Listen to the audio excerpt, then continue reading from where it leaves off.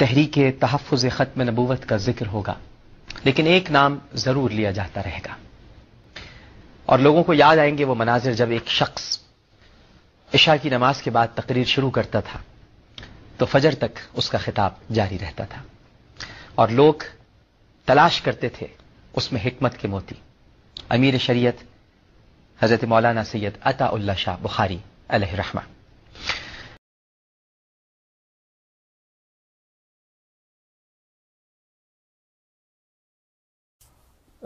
ہمارے استاد مکرم غلام بارش سیف صاحب، جو ہمارے علم کلام کے استاد تھے جامعہ احمدیہ کے دوران، طالب علم کے دوران، انہوں نے خود واقعہ سنایا کہ عطا اللہ شاہ بخاری جن دنوں بیمار تھا تو وہ کہتے ہیں کہ حضرت خلیفۃ المسیح ثانی نے، یا یوں کہیے کہ جماعت کی طرف سے حضور کا ارشاد تھا، ظاہر ہے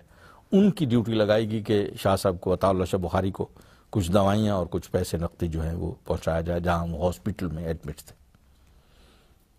تو مولوی صاحب نے ہمیں بتایا کہ غلام باری صاحب سیف نے کہ میں وہاں ہاسپٹل میں گیا، میں نے دیکھا کہ 2-3 آدمی، ان کا بیٹا تھا، کچھ 2-3 آدمی تھے، بس اتنا ہی۔ ایک زمانہ تھا کہ وہ ہندوستان میں اور موجودہ پاکستان میں یعنی بڑے اس کے وہ تھے، سن 53 اور اس سے پہلے کے حالات کو آپ سارے جانتے ہیں۔ اور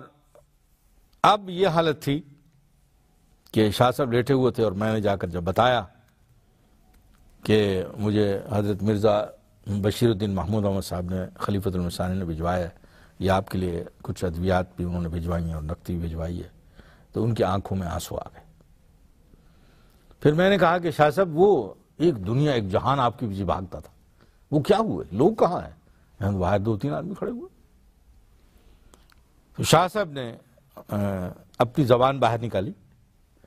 اور اشارہ کیا اپنی زبان کی طرف کہ جب تک یہ کتیا بھونکتی رہی ایک جہان اکٹھا ہوتا تھا، میرے پیچھے لوگ آتے تھے، جب سے یہ خاموش ہو گئی ہے چونکہ بیماری کی وجہ سے، اب کسی کو یہ معلوم نہیں کہ میں کہاں ہوں اور کہاں پڑا ہوا ہوں۔ یہ کہہ کہ پھر وہ آنسوں میں ڈوب گئے اور اشارہ کیا اپنی زبان کی طرف کہ جب تک یہ کتیا بھونکتی رہی ایک جہان اکٹھا ہوتا تھا، میرے پیچھے لوگ آتے تھے۔ دور لیا جاتا رہے گا، اور لوگوں کو یاد آئیں گے وہ مناظر جب ایک شخص عشاء کی نماز کے بعد تقریر شروع کرتا تھا تو فجر تک اس کا خطاب جاری رہتا تھا، اور لوگ تلاش کرتے تھے اس میں حکمت کے موتی۔ کہ اپنی زبان کی طرف کہ جب تک یہ کتیا بھونکتی رہی